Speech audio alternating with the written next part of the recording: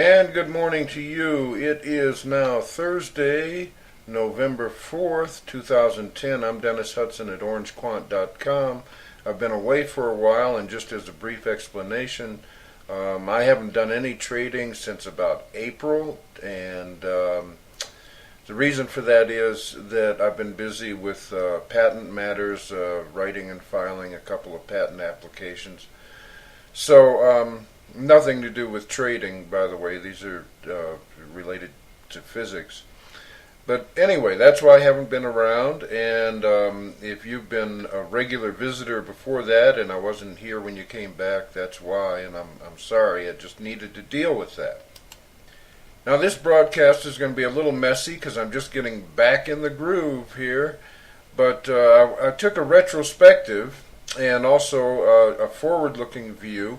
Again, I'm dealing with the SPY because that seems to be the one to watch. I could also watch the Dow. It performed similarly, but I'm watching the SPY, which is the S&P 500 index fund. Now, as a reminder, the stuff you're about to see has been done with tools out of FLIR 2 at orangequant.com. If you like what we do here, you want to hustle over there and get a copy of FLIR 2. Alright, let's move on to what's gone on. I'm going to go with the retrospective first, and then I'll give you the prospective. Alright, we have, I went back and grabbed the chart from, I believe this is Hurricane 9 that you would have been looking at here. And this was using synthetic trend lines and looking at the SPY on a yearly basis. And as you can see up here, I drew in, where I'm circling, I drew in the year so far since then in white. That's that white line that you see. And on the other charts, similarly, you'll see a white bar drawn in addition to what was there, just to show you where things have gone. Okay, that's where it was, and you can see that the synthetics were saying these are the resistance levels at this point. And so far, as of yesterday, the SPY got up in between those two resistance areas. But take a look, you'll notice that it can go a bit higher. In fact, it can go above 126 up in the range of 131, 132. It can. I'm not saying it will, but this you have to know what could happen here. So we're looking at retrospective, but now we're talking about prospective view as to where it can go.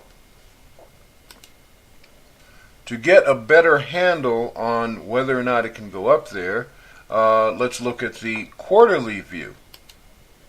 And the quarterly view, as you can see from these white lines again, where I've drawn in the quarters since that last forecast, which was back in, March 12th I have here. That's when it was posted, March 12th. And so I've drawn in the white candles after where we left off. And it looks like it's topping out here, so I would not expect that yearly potential to play out that we saw in the yearly chart. It might go up another few points, but I don't expect it much higher. Getting loose from all that thick resistance we're looking at is kind of tough. Now, if you go back and you look at that video from March 12th, and there are a couple of them on March 12th. So I think this is Hurricane 9. And I've drawn in, again, let me circle that for you. I've drawn in the what's happened this year since that earlier forecast in white. And my comment here on that previous video was to notice this big M that had formed over the years. And you might want to Google or whatever search engine big M stock formation, and you'll understand the significance of it a lot better than I can explain it. What it basically means is this thing is headed down in a very hard way. We could have said something like that way back, I suppose, a year ago. We could have said, well, this looks like it's going to go down now, but it has, drifted back up. It just can't get through this, is having trouble getting through this resistance. I won't never say never. So there's your big M sitting there, and it has reached up into this range. I tell you what, if you're long, you better hope that it doesn't go up to that upper line that you're looking at, which, let me see if there's a value on that. No, I don't have a value on it. But it was on the other chart. Let me show you the other chart. Again. Okay, here's that other chart, and you can see that that resistance up there is around 130, 131. If you are long, you had better hope it doesn't hit that, because once it hits that, then it's going to complete this big M formation and go way down. That's what the synthetics are telling us, and that's what the big M is telling us. So if I were long, I'd be thinking about taking profits right now, or certainly by the time it hits, if it drifts up there to about 126, 127, take the money off the table. There is no liquidity in these markets, folks.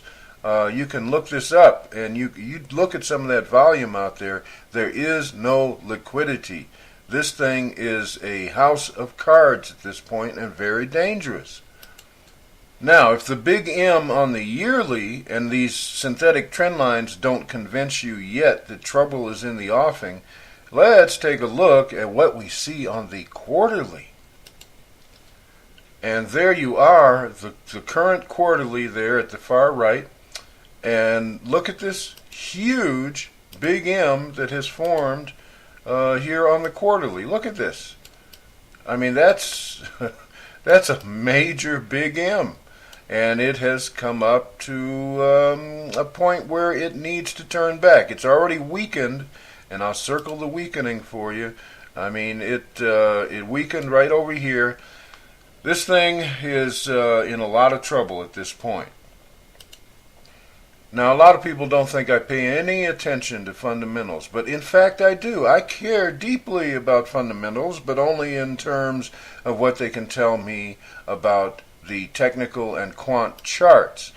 And here, to help you understand a little bit, this is a little quote from a story that I picked up today at finance.yahoo.com.